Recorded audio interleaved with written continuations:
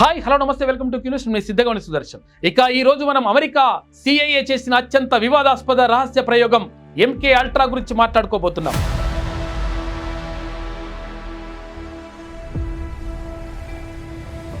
ఈ ప్రయోగం మనల్ని నియంత్రించే డ్రగ్స్తో ఏలియన్ కథలను సృష్టించిందా?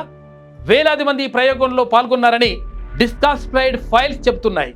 అసలు ఏం జరిగింది? ఈ 8 నిమిషాల వీడియోలో ఈ రహస్యాన్ని విప్పుదాం. వీడియో నచ్చితే లైక్ చేయండి, సబ్స్క్రైబ్ చేసి బెల్ ఐకాన్ ఆన్ చేయండి. ఎంకే అల్ట్రా అంటే ఏమిటి? ఎంకే అల్ట్రా అనేది 1953లో అమెరికా సిఐఏ ప్రారంభించిన ఒక టాప్ సీక్రెట్ ప్రయోగం. దీని లక్ష్యం ఏంటంటే మనసును నియంత్రించడం. కోల్డ్ వార్ సమయంలో Soviet Union brain washing techniques ఉపయోగిస్తోందని భయపడిన సిఐఏ ఈ ప్రయోగాన్ని స్టార్ట్. వాళ్ళు ఎల్ఎస్డి వంటి డ్రగ్స్, హిప్నాసిస్, సెన్సరీ డిప్రైజేషన్ లాంటి పద్ధతులను ఉపయోగించారు. ఈ ప్రయోగంలో వేలాది మంది పాల్గొన్నారని క్లాసిఫైడ్ ఫైల్ చెప్తున్నాయి. చాలా మందికి తాము ప్రయోగంలో ఉన్నామని తెలియదు కూడా. అయితే ఈ ప్రాజెక్ట్ను సిడ్నీ గాల్లీవ్ అనేటువంటి కెమిస్ట్ నడిపించారు. వీళ్ళు జైళ్లలోని ఖైదీలు, ఆసుపత్రుల్లోని రోగులు, సామాన్య పౌరులపై ఈ టెస్టులు చేశారు. కానీ ఈ ప్రయోగం ఏలియన్ కథలలో ఎలా ముడిపడి ఉంది అది తెలుసుకోవాలంటే కొంచెం లోతుగా వెళ్లాల్సిందే.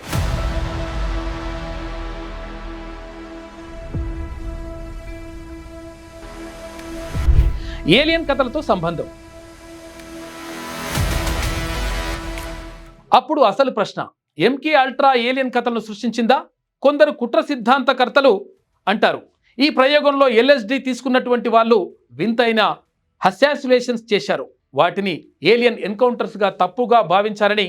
ఉదాహరణకు 1961లో బెల్టీ అండ్ బార్నీ అనే హిల్ అనే దంపతులు తాము ఏలియన్స్నే కిడ్నాప్ అయ్యామని చెప్పారు. వాళ్ళ కథ అప్పట్లో సంచలనం సృష్టించింది. కానీ కొందరు అంటారు ఇది ఎంకే అల్ట్రా డ్రగ్ ఎఫెక్ట్ కావచ్చని. ఏ క్లాసిఫైడ్ ఫైల్స్ ప్రకారం సిఐఏ వాళ్ళు ఎల్ఎస్డిని ఉపయోగించి మనసులో తప్పుడు జ్ఞాపకాలను నాటే ప్రయత్నాలు చేశారు. ఒక డాక్యుమెంట్లో అమ్నీషియా సృష్టించడం, వాస్తవాన్ని వక్రీకరించడం గురించి రాశారు. ఇది నిజమైతే ఏలియన్ కథలు ఈ ప్రయోగాల ఫలితమా? కొందరు శాస్త్రవేత్తలు దీన్ని కేవలం ఊహాగానంగా కొట్టిపారేస్తారు. కానీ ఈ ఆలోచనలు ఒక్కసారిగా మనల్ని ఆలోచింపజేస్తాయి కదా. డీక్లాసిఫైడ్ ఫైల్స్ ఏం చెబుతున్నాయి? అయితే 1973లో CIA director Richard Helms MK Ultra ఫైల్స్ను నాశనం చేశామని ఆదేశించారు.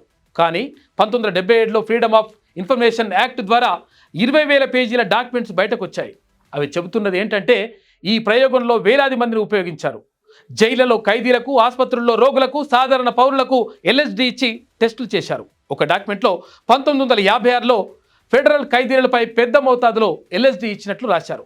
ఇంకో ఫైల్స్లో డ్రగ్స్ ఇంటరాగేషన్ టెక్నిక్ గురించి వివరించారు. కానీ ఏలియన్స్ గురించి డైరెక్ట్ ఆధారాలు లేవు, కేవలం ఊహాగానాలే ఉన్నాయి.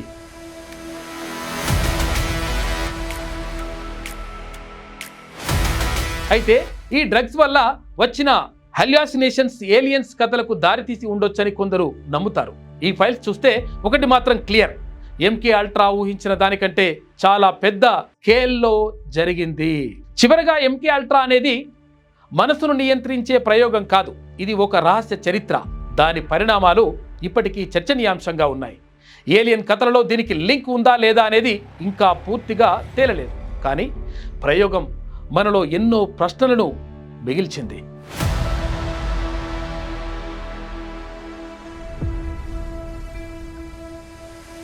ఈ వీడియో చూసిన తర్వాత మీకు ఏమనిపించిందో కామెంట్లో చెప్పండి.